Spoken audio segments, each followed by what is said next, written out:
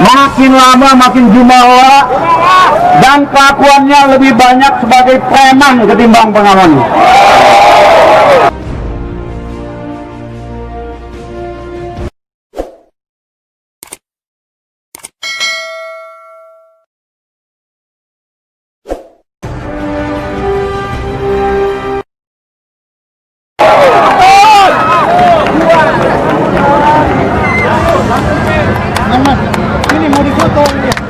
Saya ingin mengingatkan dan Jokowi,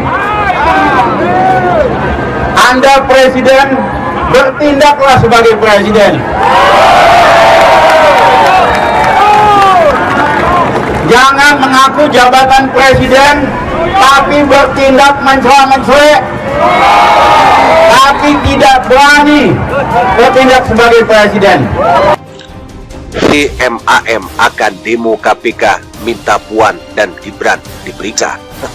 Ya kan, kita nanti akan lihat kebenaran material itu ada di pengadilan dan saya mau ingatkan di sini bahwa Mahkamah Agung itu sudah mengeluarkan wanti-wanti melalui Perma nomor 1 tahun 2020 bahwa ini bisa diancam memang hukuman mati. Jadi ini betul-betul ada pegangan buat hakim untuk memutuskan dan tidak ragu-ragu mencari ancaman maksimum. Karena ini saya katakan lagi adalah korupsi yang extraordinary.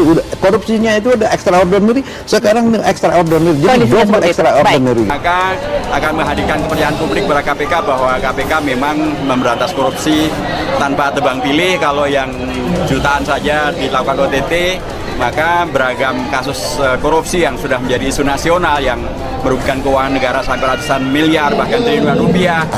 Adanya dugaan korupsi ini. Yang pertama, seluruh anggota dewan yang menerima ada yang 1 juta, 500.000 itu pun harus diperiksa juga, harus diproses juga, harus dikenakan hukum juga.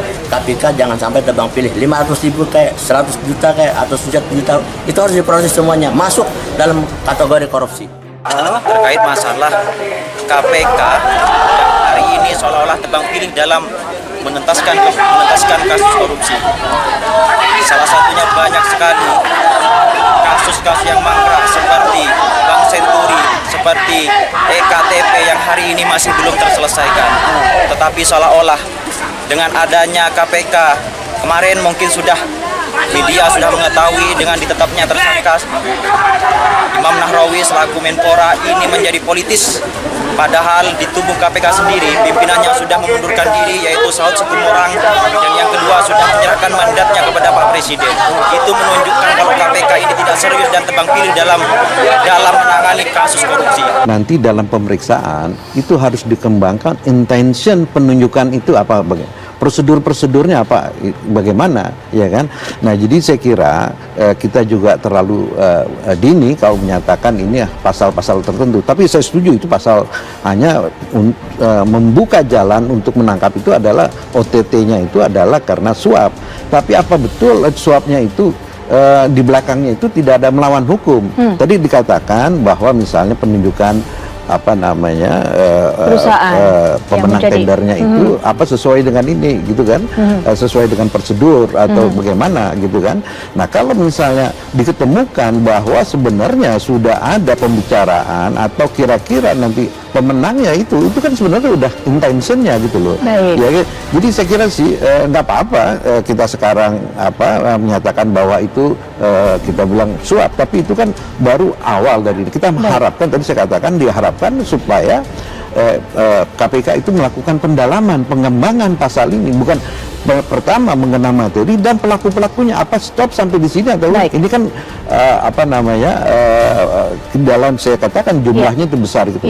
Bangsa ini agak sakit jadinya ya, karena siapapun yang ingin mengkritik pemerintahan, yang kemudian ingin negara ini baik ya, itu selalu dicap sebagai kelompok intoleran, radikal ya, kawannya kadrun ya, cingkrang dan lain sebagainya. Seolah-olah stigmatisasi itu tidak bisa dilepaskan. Padahal kita objektif saja. Saya setuju, selalu saya berlaku prinsip dari dulu ya, dari kapanpun, yaitu siapa yang salah harus segera diperiksa.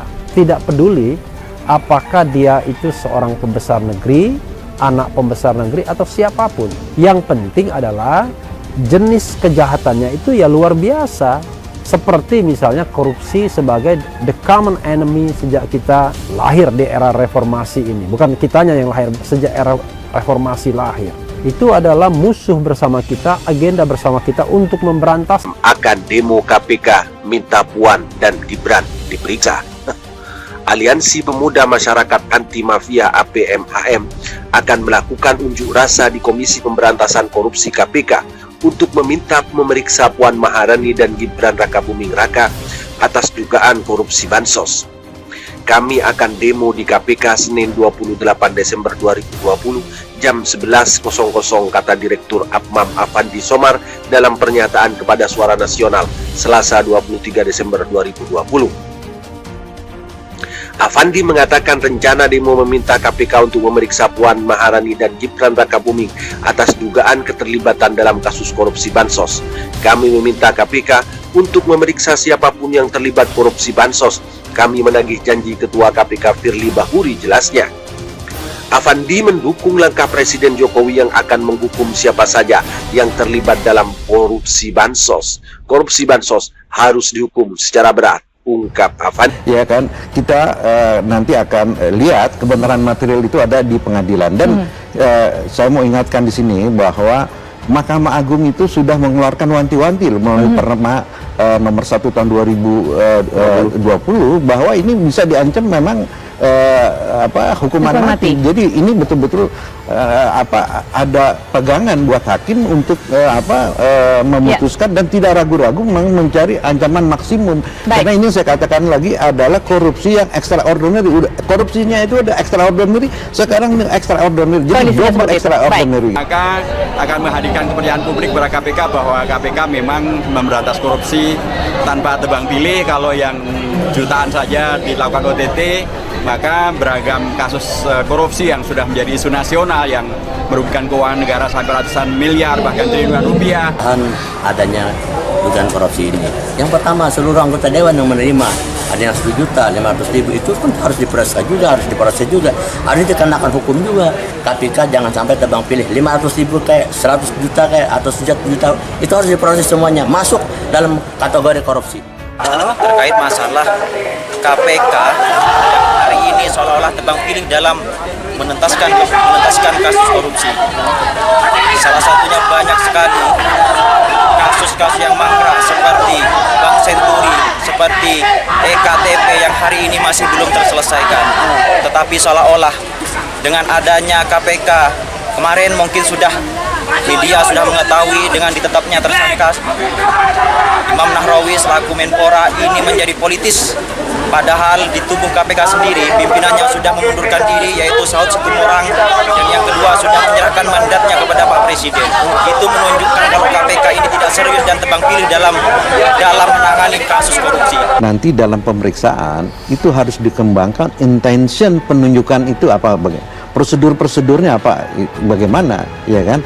Nah, jadi saya kira kita juga terlalu dini kalau menyatakan ini pasal-pasal tertentu. Tapi saya setuju itu pasal hanya membuka jalan untuk menangkap itu adalah OTT-nya itu adalah karena suap. Tapi apa betul suapnya itu di belakangnya itu tidak ada melawan hukum? Tadi dikatakan bahwa misalnya penunjukan pemenang tendernya itu sesuai dengan ini gitu kan, sesuai dengan prosedur atau bagaimana gitu kan. Nah, kalau misalnya diketemukan bahwa sebenarnya sudah ada pembicaraan atau kira-kira nanti pemenangnya itu kan sebenarnya udah intentionnya gitu loh. Ya, jadi saya kira sih nggak apa-apa kita sekarang menyatakan bahwa itu kita bilang suap, tapi itu kan baru awal dari kita mengharapkan, tadi saya katakan diharapkan supaya KPK itu melakukan pendalaman, pengembangan pasal ini, bukan pertama mengenai materi dan pelaku-pelakunya apa stop sampai di sini atau ini kan dalam saya katakan jumlahnya itu besar gitu. Bangsa ini agak sakit jadinya ya, karena siapapun yang ingin mengkritik pemerintahan, yang kemudian ingin negara ini baik ya, itu selalu dicap sebagai kelompok intoleran, radikal ya.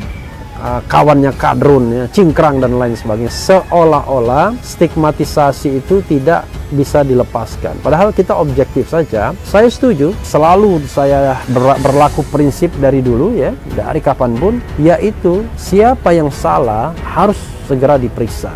Tidak peduli apakah dia itu seorang pembesar negeri, anak pembesar negeri, atau siapapun. Yang penting adalah jenis kejahatannya itu ya luar biasa. Seperti misalnya korupsi sebagai the common enemy sejak kita lahir di era reformasi ini. Bukan kitanya yang lahir, sejak era reformasi lahir. Itu adalah musuh bersama kita, agenda bersama kita untuk memberantas